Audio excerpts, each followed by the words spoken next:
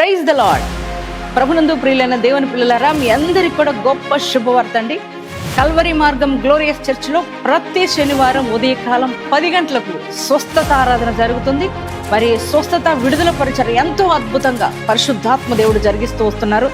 ఇప్పటికే ఈ ఆరాధనలో మరి అనేకులు పాల్గొని, పలు ప్రాంతాల నుంచి ప్రజలు పాల్గొని మరి అనేక మంది బంధకాల్లో ఉన్నవారు విడుదల పొందుకుంటున్నారు, రోగులు స్వస్థపరచబడుతున్నారు.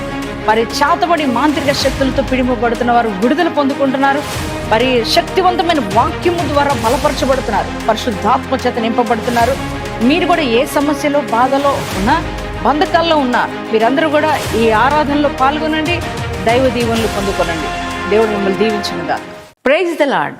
హైదరాబాద్, సికింద్రాబాద్ జంట నగర దేవుని ప్రజలారా, మీ అందరికీ నా హృదయపూర్వకంగా నేను తెలియజేస్తున్నానండి. కల్వరి మార్గం పాల్ పృథ్వీ మినిస్ట్రీస్ నుండి ప్రతి ఆదివారం సాయంత్రం తార్నాకలో స్వస్థత ఆరాధన జరగడం మీ అందరికి కూడా తెలిసిన విషయమే. ఈ ఆదివారం కూడా సాయంత్రం తార్నాకలో ఉన్న మెట్రో స్టేషన్ ప్రక్కనే ఉన్న ప్రెసిడెంట్ కన్వెన్షన్లో మరి సాయంత్రం 6 గంటలకు ఈ స్వస్థత ఆరాధన జరగబోతుంది. ఈ ఆరాధనలో ఇప్పటికే అనేక మంది ప్రజలు అనేక ప్రాంతాల నుంచి పాల్గొని దీవించబడుతున్నారు.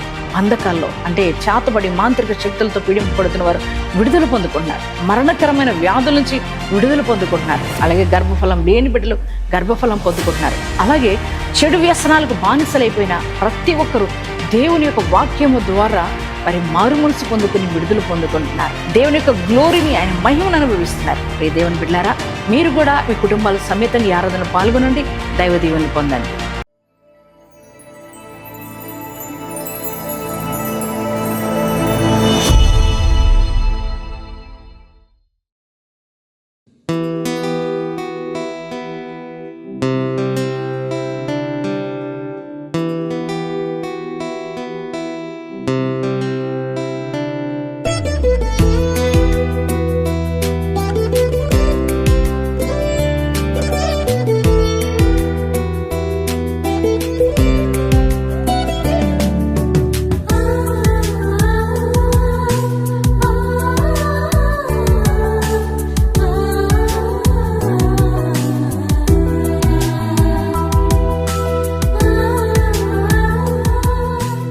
Praise the lord.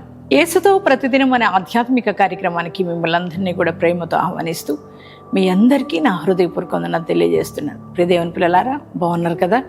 ఉదయమే లేచి ప్రార్థించి దేవుని యొక్క వాక్యాన్ని ధ్యానం చేసి ఉన్నారని నమ్ముతున్నాం. బిడ్డలారా, మరి మనమందరం కూడా కడవరి దినాల్లో ఉన్నాం కనుక ప్రతి ఒక్కరం కూడా అనిత్యము ప్రార్థించేవారుగా, దేవునితో సహవాసం చేసేవారు, దేవుని వాక్యాన్ని ప్రతి ఒక్కరము కూడా వినేవారంగా, చదివేవారంగా ఉండాలి. మన ఆధ్యాత్మికమైన జీవితాన్ని మనం అందరం కూడా పటిష్టపరుచుకోవాల్సిన సమయం ఆసనమైంది కనుక ప్రతి ఒక్కరు కూడా మరి మీరందరూ కూడా దేవుని యొక్క సన్నిధిలో మీ యొక్క ఆత్మీయ జీవితాన్ని కట్టుకోవాలని ప్రేమపూర్వకంగా తెలియజేస్తున్నాను. అలాగే ప్రతి ఉదయం దేవుని యొక్క వాగ్దానం కొరకు ఎదురు చూస్తున్నారు కదా. ఈ దినం కూడా దేవుడు శ్రేష్టమైన వాగ్దానం ప్రభు మనకి ఇచ్చారు. ఆ వాగ్దానం ఏమిటో చదువుకుందాం. కీర్తనల గ్రంథము 34వ అధ్యాయము 19వ వచనాన్ని చదువుకుందాం. నీతిమంతునికి కలుగు ఆపదలు అనేకములు, వాటి అన్నిటిలో నుండి యెహోవా వారిని విడిపించును. Praise lord. ఎంత చక్కని మాట, శ్రేష్టమైన వాగ్దానం ప్రభు ఈరోజు మనందరికీ అనుగ్రహిస్తున్నారు. నీతిమంతులకు కలుగు ఆపదలు అనేకములు. దేవుని పిల్లలారా, అవును కదా, నీతిగా యథార్థంగా జీవిస్తున్నప్పుడు, మరి ఎంతో భక్తి చేస్తున్నప్పుడు, ఎంతో ఆత్మీకంగా నడుస్తున్నప్పుడు అనేక బాధలు, శ్రమలు, కష్టాలు, శోధనలు, ఇబ్బందులు జీవితంలో ఎదురవుతున్నప్పుడు, అరే నేను నీతిగా బ్రతుకుతున్నాను, నాకే ఎందుకు ఇన్ని శోధనలు వస్తున్నాయి, ఎందుకు నాకు ఇన్ని ఆపదలు ఎదురవుతున్నాయి అని బాధపడుతూ ఉంటాం కదా. మరి మీరు కూడా అలాగే ఉందా మీ జీవితం కూడా? నేను చాలా యథార్థంగా ఉంటానండి, చాలా నీతిగా ఉన్నానండి, కానీ నాకే కష్టాలు వస్తున్నాయని అంటున్నారా?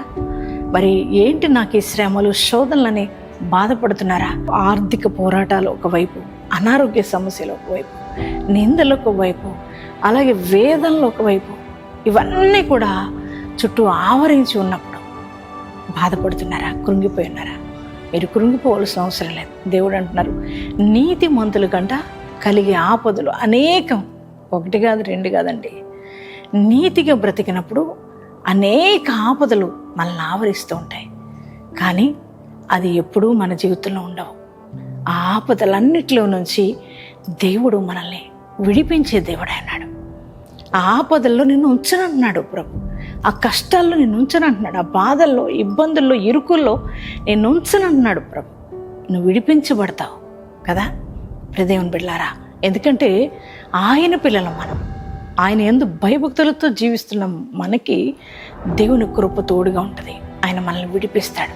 చూడండి, దేవుని కోసం నిలబడిన మరి అనేక మంది అనేక కష్టాలు, ఇబ్బందులు పాలయ్యారు కదండి. దానియేలు కావచ్చు, దావీదు కావచ్చు, అలాగే యోసేపు కావచ్చు. ఇలాగా వారు నీతిగా యథార్థంగా బ్రతుకుతున్నప్పుడు ఎన్నో ఆపదలు వారిని కూడా చుట్టుకున్నాయి. ఎన్నో ఆపదకాల పరిస్థితులు గుండా వారు వెళ్ళవలసి వచ్చింది.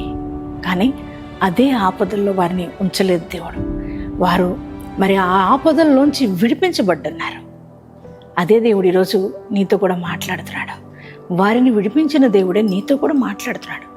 ఈ శ్రమల్లో, కష్టాల్లో, బాధల్లో, ఈ ఆపదల్లో నిన్ను ఉంచను, నేను విడిపిస్తానంటున్నాడు ప్రభు. దేవుని బిడ్డలారా, ఆయన పిల్లలైన మనల్ని ఆయన కొరకు నీతిగా బ్రతికి యథార్థంగా జీవించి ఆయన యందు భయభక్తులతో ఉండే ప్రతి ఒక్కరిని కూడా ఆయన విడిపించే దేవుడు. ఈ ఆపదల్లో నిన్ను ఉంచడు. శత్రువు అనేక ఆపదలు నీకు కలుగజేయవచ్చు, కానీ వాటిలో నిన్ను ఉంచనంటున్నాడు ప్రభు. నేను విడిపిస్తానంటున్నాడు. నీకు ఏ ఆపదలున్నా నువ్వు భయపడొద్దు. అన్నిటి నుంచి నువ్వు విడిపించబడబోతున్నావు. ఈ వాగ్దానాన్ని బట్టి ధైర్యం తెచ్చుకోండి. ఈ వాగ్దానాన్ని ఎత్తిపట్టి ప్రార్థించండి. యేసయ్యా, ఎంత శ్రేష్టమైన వాగ్దానం నాకు ఇచ్చావు.